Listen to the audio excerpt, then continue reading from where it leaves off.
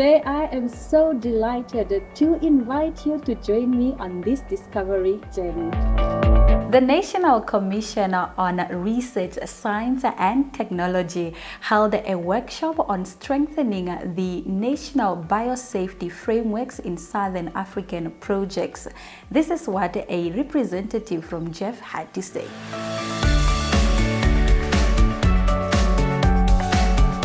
$6 billion directly and leverage 36.1 billion in co-financing for more than 2,400 projects in more than 165 countries.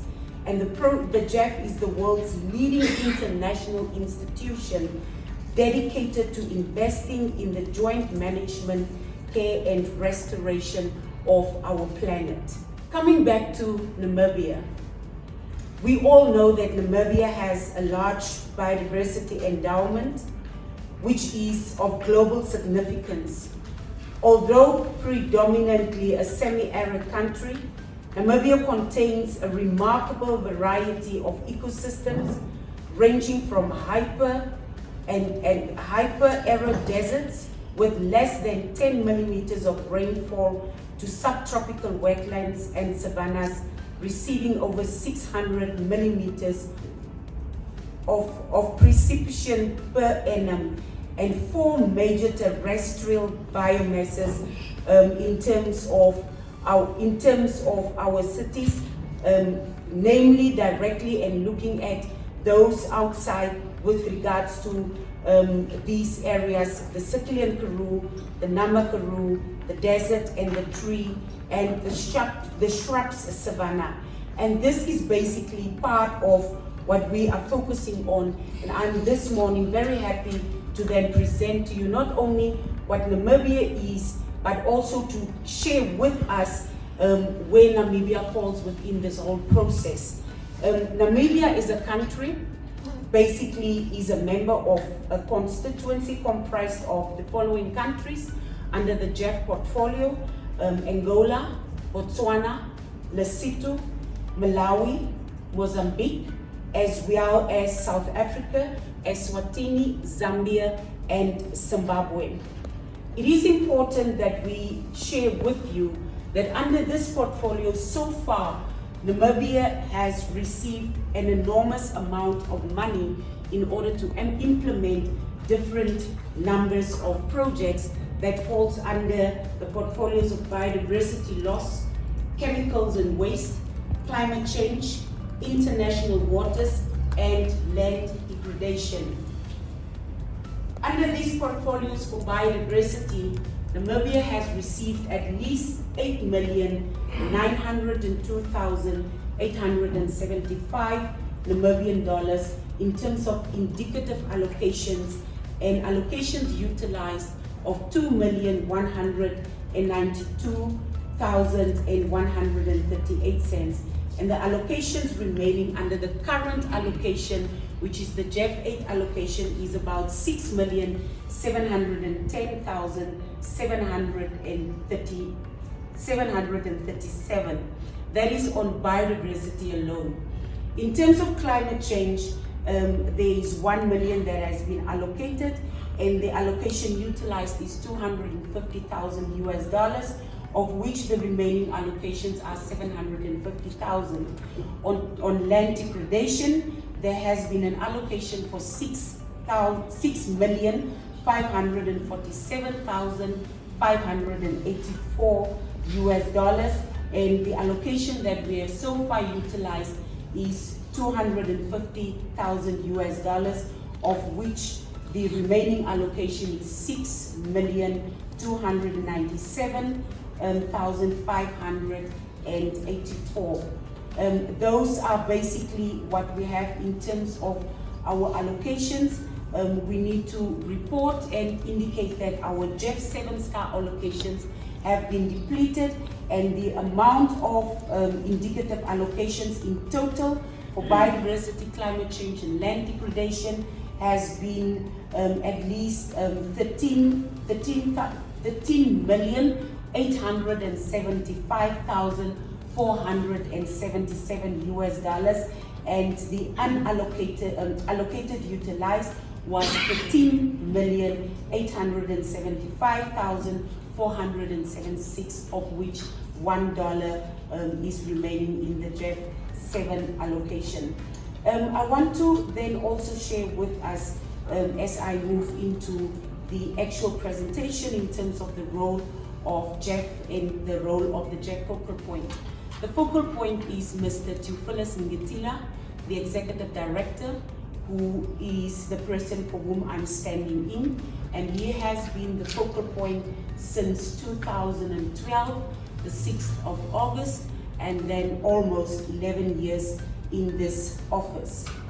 The JEF agencies in Namibia, with whom we have predominantly worked over the years, is the Food and Agriculture Organization, acknowledging Dr. Mwazi, who has been part of this process for many years, the World Bank, United Nations Development Program, UNDP, the United Nations Environmental Program, UNEP, and the United Nations Industrial Program Organization.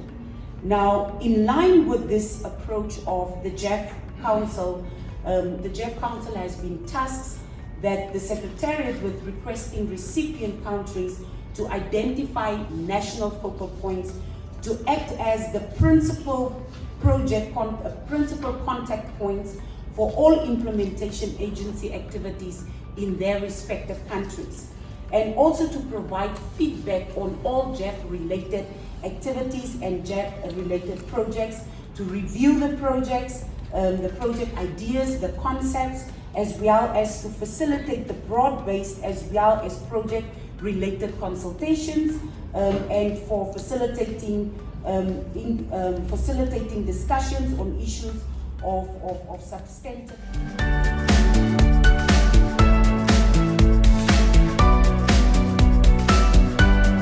I am so blessed to be chatting with Dennis from Genius Robotics. He is one of the founders. I am definitely sitting in the midst of greatness. How are you? I'm good, how are you? I am fantastic. Tell us about Genius Robotics, when it was founded and how it started. Okay, so Genius Robotics was co-founded in 2019 with the initiative of creating critical thinking in the fields of STEM in young minds in Namibia. Okay. So of course, like many companies, we have our visions, we have our mission, we have our values. So some of those visions are of course spreading awareness in STEM, as well as hands-on STEM courses and engineering courses for young minds. Okay. So we typically work with children between the ages of 14 to 18. And from these students, we of course select students that then represent Namibia internationally. Okay. So we've had a few of these programs. We've participated in 2017 in the first Global Challenge in, I believe it was Washington. 2018 we participated in Mexico. 2019 we participated in Dubai. Oh, wow. 2022 we were in Geneva, and this year we plan on going to Singapore. Oh, wow. So do you take students from all universities, or is it just, let's say, from NAST? So we usually take high school students. Okay. So we are not Learners. Yeah, so we try and get to as many high schools as we can. Okay. Of course, in Windhoek, we have not really expanded nationally yet all over Namibia. It's a bit of a challenge. So for now, we've had students from multiple schools. We've had students from DHPS, we've had students from Yanmore, from Delta, from Windhoek High School. And so we're looking to expand our network of students as well. Okay, so what subject should then these learners have, or should they just be curious for them to be selected by Genius Robotics, or should they have physics, maths? What are the subjects? We'd say curiosity is quite a big role, because without that curiosity, you won't necessarily have the drive that we're looking for. Other than that, we do look at science subjects, we look at math, we look at physics. So it's not that important, but it does play a role in determining what your role will be on the team. All right. And so then when this year you said you're also traveling internationally, Yeah. when you do travel, is there anyone, does the government fund you? Is there private sector on board to, you know, bring in their resources? Do you have any sponsors for this kind of endeavors? So the whole initiative is solely based on sponsorships. Okay. So we task ourselves and the students to go out and look for sponsorships by approaching these different companies, different people, trying to get their own personal sponsorships. So yeah, we're currently looking for more sponsorships. So if anyone is out there willing to help, please Come contact through. us. Yeah. Okay. And yeah, it's solely sponsorship based. So we've had a few sponsorships like Impact Tank. Okay. They're kind enough to host us at their venue. We've had sponsorships in the past that sponsored our attire, sponsored some funding for flights and so. And then mostly First Global. They are, I'd say, the main sponsorship always, because they always help us find international sponsorships. Lovely. Let's talk about, you know, making robots and this whole, you know, robots industry that is really booming currently. Are there any different types of robots? And if yes, what are they? Can you mention a few of them for us? I can. So I'd say like the most popular would most probably be manufacture robots. Okay. These are the robots that automate the manufacturing process. Like these robots that weld cars, the ones you see in factories, like assemble parts. Okay. And then I'd say you have your popular humanoid robot, which many people use to implant AI, and have kind of an interactive robot that they can then talk to. And then I'd say probably soft copy robots. Okay. So not a physical robot, but a robot on a system that then simulates a real robot. Oh, wow. And then I'd say one robot that interests me quite a lot is these soft body robots. So it's a robot that they use. It doesn't have any hard physical components. Of course, it's physical, but they use like inflatables and so, and then some kinematic parts to make it move. Oh, wow. Okay, you mentioned AI and robots that imitates, you know, human beings. What is your intake? What is your perception, rather, when it comes to AI taking over the world? Are you in agreement that yes, we need robots to replace humans or not? I'd say AI makes us more efficient, Okay. but it can create some sense of ineffectiveness because it motivates the need to work faster, but then it can also promote laziness to an extent. Yeah. So I'd say it's a good thing as long as we use it efficiently. Do you think AI is going to take, you know, our jobs, human being jobs? For instance, now, if you make these robots and then there is another robot that makes these robots, how then will you be employed? Do you think that's going to be a challenge for us human beings? I think, it takes away some of the major work streams, but I think it also creates other job opportunities. Yeah. So I'd say, of course, now instead of 10 people, you have one robot. But then you need someone to facilitate that robot, of course. So I'd say, it does affect jobs, but we need to see a way around it because, of course, we need to move forward. Okay. And that's by advancing. So we need new methods of work. Yeah. Let's come back to you as an individual. When did you start, you know, loving science, and, you know, when did you first realize that you were a genius? Okay, I'd say as a kid, okay, this actually annoyed my mom so much.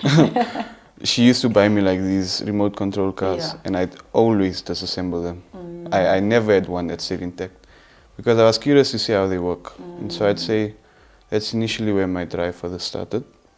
And then in 2019, I had the opportunity to be selected as one of the 5 students to represent Namibia in Dubai. And that really set a new waypoint for me. Nice. Yeah. And So it started when you were really, really young. Yeah. What are your career aspirations for yourself and for Genius Robotics? So my personal career aspirations. I've always loved aviation, but I feel like the right track for me would be mechatronics. Okay. And so that would be creating an industry in Namibia where we can, so to say, revolutionize the foundation of robotics that we have here. Amandla, yes. Yeah, and then our aims for Genius Robotics is to maybe one day perhaps found an initiative like First Global, where we can then select many students from all around, not only the country but in Africa and the world. Where we can have these local education outreaches and systems where we can then teach all as well as privileged and underprivileged students about the future of STEM and robotics. Nice. Seeing where we are as a country, do you think there is a market for any type of robotics in the country right now? I definitely think so. I think it just takes someone to then dive in and start it, because of course it's a bit risky to enter a new industry, but I think someone has to do it. So that definitely is. Dennis, thank you very, very much It's a pleasure. For having this conversation with me. I wish you many more genius discoveries. Thank you for having me. Awesome.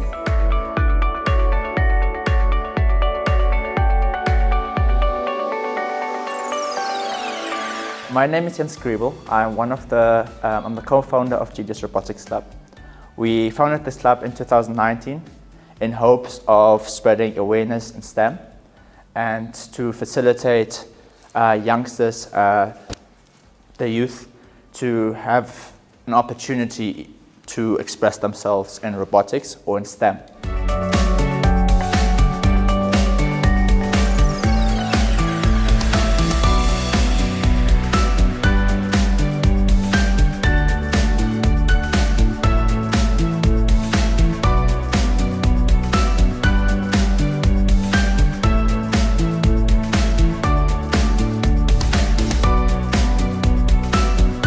Here in front of me, I have the robot from 2022. That was the robot that participated in Geneva.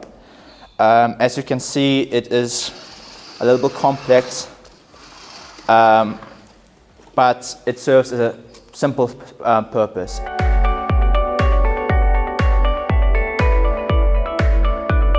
This robot was part of the carbon capture theme. As you can see, it was supposed to gather carbon balls. These are just representatives. It's not really carbon, but we're just trying to simulate it in a small game environment. The robot was supposed to pick it up, collect it, and eventually shoot it out into a larger dropper. And the techniques that the students had to learn to be able to build this is what we're aiming for.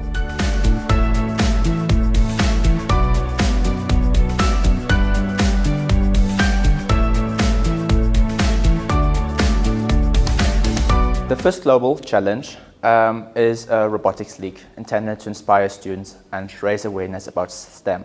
That's science, technology, engineering, and mathematics. It's a robotics league, which means students are expected to build robots which compete against each other. But we don't like to use the term compete. We like to use the word collaborate. So as that to say, the teams are actually expected to build these robots together. They have to come together in the community, first of all, and build the robot. Secondly, at the challenge itself, teams from different nations are brought together to participate. First Global is a non-profit organization, and so are we. We try to promote STEM, and thus we rely on sponsorships and funding from external parties. That's why we actually need to work externally. We have to work on our community, we have to share the awareness. And we have done so with the Grootouw project at Girls Who Code, where we facilitated 40 girls to we trained them on Arduino coding, how to build a little traffic light. Similarly, we are teaching the students here in Windhoek from schools like VRS, DHBS, and Jan Moore, how to build these robots, how to code these. And hopefully by doing that, give them an opportunity to discover this field, first of all, and also give them an opportunity to expand on it. So a lot of our students, they are kind of science students now, or engineering graduates, or about to be engineering graduates. Let's come back to our old beauty here. This is the robot from 2018. As you can see, it has various different parts. you have the motion components. These are actuators, chains, sprockets, the shafts, etc. And then, of course, the extrusions, which is the structure to it. And lastly, which is the most important part, this is the brain of the robot, is its control hub, which is simply its computer that coordinates movement, reads readings from the sensors, and sends signals to the motors. To be able to build this, first of all, you need a robotics kit. The nice thing about First Global is they provide a standardized kit, so everybody has the same parts. The only thing that differentiates you between other nations is simply your mind and your creativity. We all have the same parts. We all start with the same things. For coding, you need Java, which is a programming language. We use an IDE, which is a software that you use to program this thing. It's called onboard Java. Onboard because it's on the bot. And that's how we tell it where to go. We can tell the robot to drive from point A to point B, and it will use its IMU, which is a little like a GPS tracker that checks where the robot is going to. So in the playing field, you have options. You can control it yourself. That is teleoperated, which means there's a human driver steering it. Or you can have it autonomous, where you can actually go ahead and tell the robot, go to point A, and it drives automatically there.